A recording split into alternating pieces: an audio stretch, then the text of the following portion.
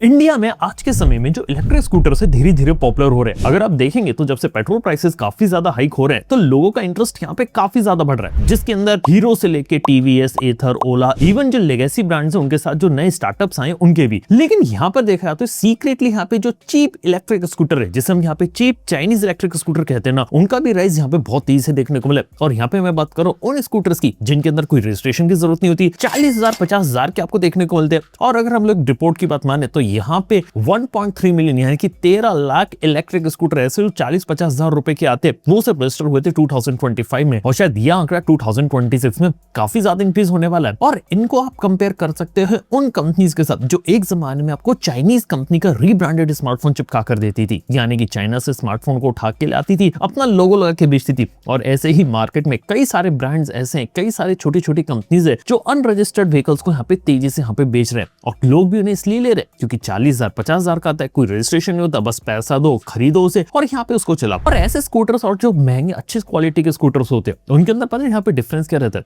पहली चीज तो रहती है कि एक इलेक्ट्रिक व्हीकल अगर आप बना रहे हो टू व्हीलर में, तो यहाँ पे आपको तकरीबन 250 वॉट्स की जो पावर होती है वो उसकी पीक होनी चाहिए मोटर की। इसके साथ ही top speed 25 kilometre per hour तक की होनी चाहिए। और ये कुछ वैसा है जैसे आपको मार्केट में आज के समय में इलेक्ट्रिक साइकिल्स देखने को नहीं मिलती, जिनके अंदर एक रिमूवेबल बैटरी होती है, घर पे चार्ज करो और फिर उसे लगा के आप नॉर्मली साइकिल चला सकते हो। ये कुछ वैसे ही कंसेप्ट यहाँ पर भी देखने को मिला। और बेसिकली ये जो टू व्हीलर कैटेगरी है ना, ये टियर 2 टियर 3 सिटीज और इवन जो रूरल पार्ट्स है इंडिया के, वहां पे काफी ज्यादा पॉपुलर है, जहाँ पे लोग ज्यादा पैसा खर्च नहीं करना चाहते, ना ही ज्यादातर लोगों को कई सारे फैंसी फीचर चाहिए। लोगों को बस चाहिए कि बार बार पेट्रोल डालना ना पड़े, हम घर में चार्ज कर लेंगे और सिर्फ 50-60 किलोमीटर यहाँ पे चल जाए, दैट्स इट। ये चीज रहती है in cheap Chinese electric scooters के साथ। अब देखा जाए तो देखने सुनने में चीज अच्छी लगती है कि लोगों को सस्ते में प्रोडक्ट मिल रहा है, लेकिन यही चीज प्रॉब्लमेटिक तब हो जाती है जब लोगों को लो क्वालिटी और सब स्टैंडर्ड प्रोडक्ट दिया जाता है। क्योंकि आज के समय में जब हम यहाँ पे देख रहे हैं तो एग्जैक्टली में हो क्या रहा है कि जो लो क्वालिटी पार्ट्स होते हैं चाइना से इंपोर्ट करके इंडिया के अंदर लाए जाते हैं, जिसका मतलब ये कि लो क्वालिटी कंपोनेंट होते हैं, कई बार बैटरीज भी पुरानी होती है, कुछ केसेस में आज भी लेड एसिड बैटरीज को भी यूज किया जाता है जो 1 या 2 साल के बाद टोटली यहाँ पे खराब हो जाती है। और ऐसे जो व्हीकल्स होते हैं इनकी रिपेयरेबिलिटी भी नहीं होती,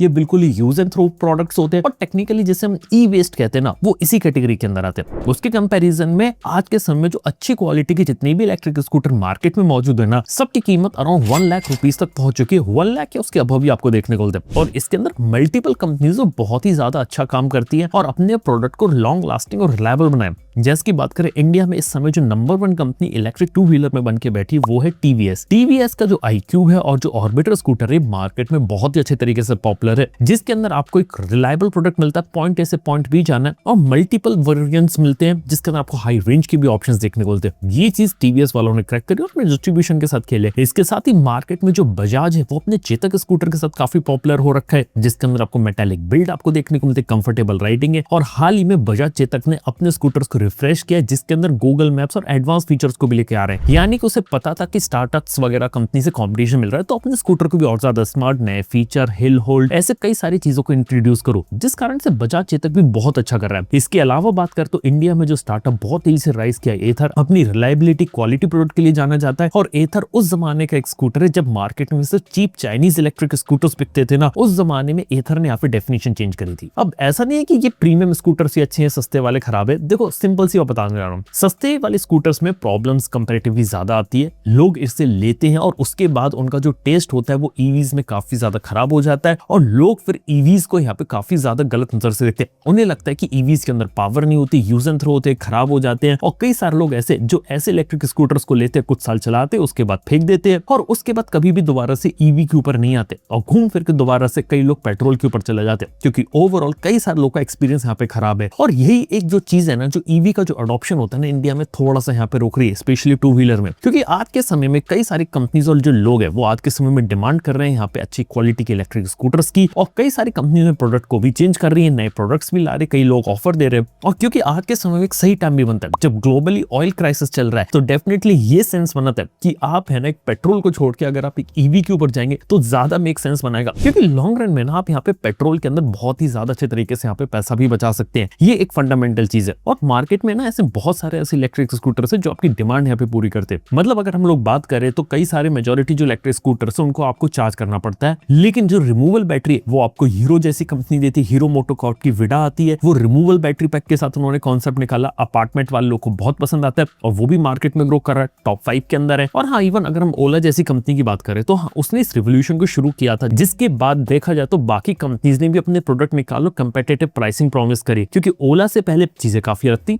ओला के आने के बाद चीजें काफी ज्यादा बदल गई। हालांकि देखा तो जो सर्विस में डेफिशिएंसीज थी, जिसके कारण ओला को काफी ज्यादा बैकफायर यहाँ पे देखने को मिला। लेकिन बात ये कि इस तरीके का बैकफायर जो है ना वो चीप चाइनीज इलेक्ट्रिक स्कूटर्स में ज्यादा है, जहाँ पे ओला गाड़ी कम से कम आपके रिपेयर वगैरह करवा सकते हो, लेकिन जो इलेक्ट्रिक व्हीकल जो आज के समय में सस्ते वाले बिक रहे मार्केट में, उनकी रिपेयरेबिलिटी आज भी इशू है। इवन अगर हम लोग बात करूं तो चीप चाइनीज इलेक्ट्रिक स्कूटर्स होते हैं, ये बिल्कुल ही रीब्रांडेड रहते हैं और कई सारे लोग ऐसे रहते हैं कि अपने घरों में ही इसका छोटा सा प्लांट डाल लेते हैं और बेसिकली कंपोनेंट्स को इंपोर्ट करके लाना है और आपस में चिपका के बेचना है। ये इतना आसान है, कई केसेस में रजिस्ट्रेशन की जरूरत तो पड़ती भी नहीं है इनकी। इवन यहाँ पे कोई होमोग्लोगेशन, कोई स्ट्रिक्ट रूल्स भी नहीं है गवर्नमेंट्स के, क्योंकि इसको एज अ साइकिल के रूप में यहाँ पे बेचा जा रहा है, जिस वजह से मार्केट में चीजें काफी ज्यादा पॉपुलर है। और कई सारे जो गिग इकोनॉमी के वर्कर्स है, जैसे कि कोई डिलीवरी गाय हो गया, जोमेटो, स्विगी, इन सब का, वो लोग इसको यहाँ पे यूज करते हैं। देखा जाए तो कुछ हद तक ये चीजें यहाँ पे शुरू में तो काफी अच्छी लगती है, लेकिन लॉन्ग रन में ओवरऑल एक लॉस वाली चीज है, क्योंकि अगर आप 50-60,000 दे रहे हो तो आप ये एक्सपेक्ट करोगे ना कि आपका स्कूटर कम से कम 5 से 10 साल चले। यही एक प्रॉब्लम है, क्योंकि यहाँ पे 2-3 साल के अंदर इनके अंदर प्रॉब्लम आ जाती, खराब हो जाते और फिर आसानी से रिपेयर होते नहीं है और फिर काफी लंबे समय तक ये लोग यहाँ पे इनको यूज भी नहीं कर पाते और जो 50-60,000 आपने डाला ना पैसा,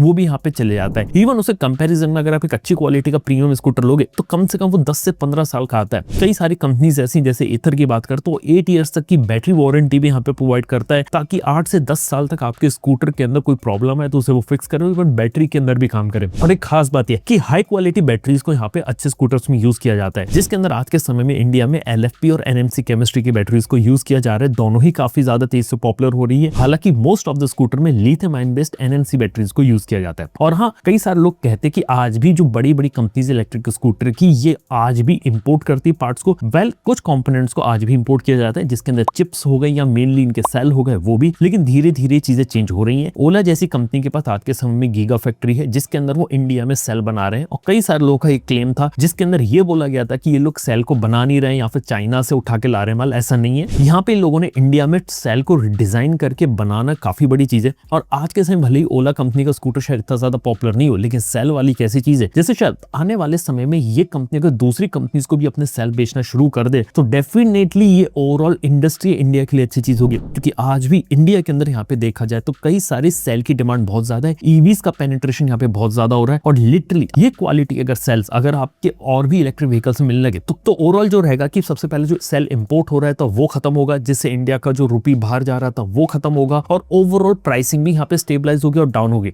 और मैं ऐसा नहीं कह रहा सिर्फ ओला जैसी कंपनी बना रही है, टाटा जैसी कंपनी की कंपनी है जिसका नाम है अगरतास। ये आज के समय में गुजरात के अंदर अपनी गीगा फैक्ट्री बना रहा है, R&D सेंटर भी ओपन करे। लेकिन इनिशियली उन लोग का प्लान है 2 व्हीलर से ज्यादा जो 4 व्हीलर्स होते हैं ना, उनके लिए यहाँ पे बैटरी पैक्स को यहाँ पे बनाना। तो ये एक चीज है। और हम बात करें तो आज भी इंडिया में कई सारी बड़ी बड़ी कंपनीज है, इवन महिंद्रा जैसी, जो अपनी जो BE6 कार उनकी आती है ना, आज भी उसके अंदर जो बैटरी पैक होता है वो BYD का है, जो कि चाइनीज कंपनी है। तो डेफिनेटली वाली जो चाइनीज वाली जो प्रॉब्लम होती है सॉल्व होनी चाहिए। लेकिन अगर आज के समय अगर हम अपने चाइनीज इलेक्ट्रिक स्कूटर्स वाली प्रॉब्लम पे आए तो आज के समय में देखो कहानी सिंपल सी ही चल रही है कि जो सस्ते क्वालिटी के इलेक्ट्रिक स्कूटर्स होते हैं ना, ये मार्केट में आते हैं और तुरंत बिक जाते हैं और कुछ साल के बाद कंपनी यहाँ पे बंद हो जाती है, यहाँ पे हो जाती है। लोग उन्हीं व्हीकल्स के साथ स्टक हो जाते हैं जिनकी आफ्टर मार्केट सर्विस नहीं है, कोई रिपेयरेबिलिटी नहीं है, ना ही उनको यहाँ पे एक अच्छा एक्सपीरियंस देखने को मिलता है, ना ही उसके अंदर कोई रीसेल वैल्यू देखने को मिलती है। जिसके बाद क्या रहता है कि लोग का एक्सपीरियंस खराब हो जाता है और घूम फिर के जब अच्छी क्वालिटी का इलेक्ट्रिक स्कूटर लेने की बारी आती तो वहां पे उसको लेना यहाँ पे अवॉइड कर देते हैं। और ये वाली चीज को यहाँ पे थोड़ा सॉल्व करने की जरूरत है। अगर स्ट्रिक्ट रूल्स आएंगे अगर बजट इलेक्ट्रिक स्कूटर्स पे, तो वो एक अच्छी चीज रहेगी,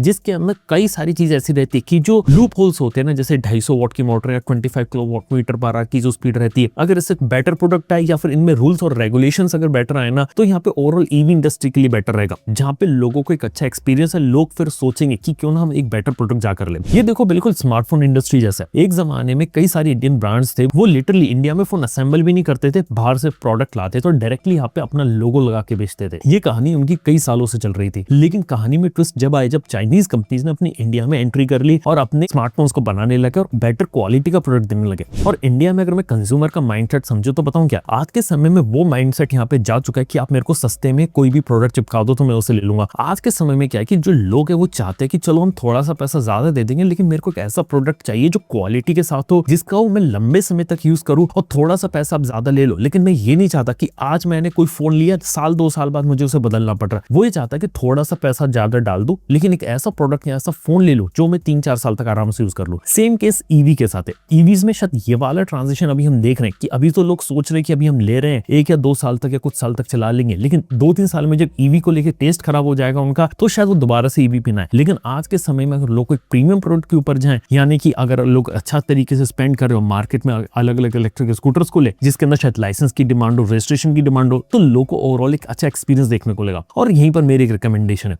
कि अगर आप एक ईवी गाड़ी खरीदने का सोच रहे हो, तो मेरी रिकमेंडेशन सिर्फ सिंपल सी रहेगी कि 50-60,000 में जो लाइसेंस वाला आपको देखने को नहीं मिल रहा, तो आप थोड़ा सा बजट आप यहाँ पे एक्सटेंड कीजिए। उसके बाद एक ऐसा ईवी स्कूटर यहाँ पे लीजिए जो अच्छी क्वालिटी का और रजिस्ट्रेशन वगैरह के साथ है, और किसी रेप्यूटेटेड कंपनी, रेप्यूटेटेड ब्रांड का हो। क्योंकि अगर किसी भी रेप्यूटेटेड कंपनी का अगर नहीं होगा और किसी भी लोकल कंपनी का होगा ना, तो यहाँ पे कई सारी दिक्कतें आ जाती है। और इवन कई सारी लोकल कंपनीज इंडिया में ऐसी हैं जो भले ही इंडिया की, लेकिन नाम उनका ऐसे होते हैं, किसी का नाम जापानीज होता है, किसी का नाम यूरोपियन होता है, कोई अमेरिकन नाम के साथ बिकती है, कोई अलग अलग नामों के साथ बिकती है, जिसमें इंटरनेशनल अपील आता है। लेकिन ऐसी कंपनीज को जब आप चेक करते हो, सिर्फ एक नाम होता है, ब्रांड नेम होता है, इंटरनली कंपनी इंडियन होती है और प्रोडक्ट एक ही जगह एक ही फैक्ट्री का आता है। और इवन मार्केट में ज्यादातर जितने भी चाइनीज इलेक्ट्रिक स्कूटर है ना, ज्यादातर के कंपोनेंट सारी चीजें एक जैसी है। इवन कई सारी कंपनीज के प्रोडक्ट बिल्कुल ही एक जैसे दिखते हैं, जिसके अंदर सिर्फ लोगों को यहाँ पे चेंज किया जाता है, इसके अलावा कुछ भी चेंज नहीं है। स्मार्ट फीचर्स भी कुछ नहीं है और कोई भी प्रोडक्ट आपको यहाँ देखने को नहीं मिलता। और यही वाली जो प्रॉब्लम होती है ना, यहाँ पे थोड़ा सा यहाँ पे सॉल्व करने की जरूरत है। देखते हैं कि आने वाले समय में इंडिया में अब जो ईवी का और एक और जो बड़ा ट्रेंड आने वाले समय में हम और देखेंगे, जैसे फ्यूल प्राइसेस और ज्यादा हाइक होंगे, ग्लोबल ऑयल क्राइसिस आएगा, तो ईवी के ऊपर और बैटरी वाले प्रोडक्ट्स के ऊपर डिपेंडेंसी काफी ज्यादा बढ़ेगी। ये हम 2 व्हीलर्स और 4 व्हीलर्स दोनों जगह देख रहे हैं। इसके अलावा जो बैटरी एनर्जी स्टोरेज सिस्टम, जो आपके इन्वर्टर्स होते थे, उसमें भी हम एक चेंज देखेंगे धीरे धीरे, जिसके अंदर हम यहाँ पर ये देखेंगे कि यहाँ पे जो लेड एसिड बैटरीज होती है ना, उनको छोड़ के लिथियम आयन वाली बैटरीज के ऊपर यहाँ पे कैसे ट्रांजिशन होता है। तो दोस्तों यार, ये थी यार कुछ बातें जो मैं आपसे करना चाहता था इंडिया में जो चीप इलेक्ट्रिक स्कूटर्स का मार्केट चल रहा है उसके बारे में। थैंक यू यहाँ बने रहने के लिए। मैं आपसे मिलता हूँ अपने नेक्स्ट वीडियो के अंदर। Good bye.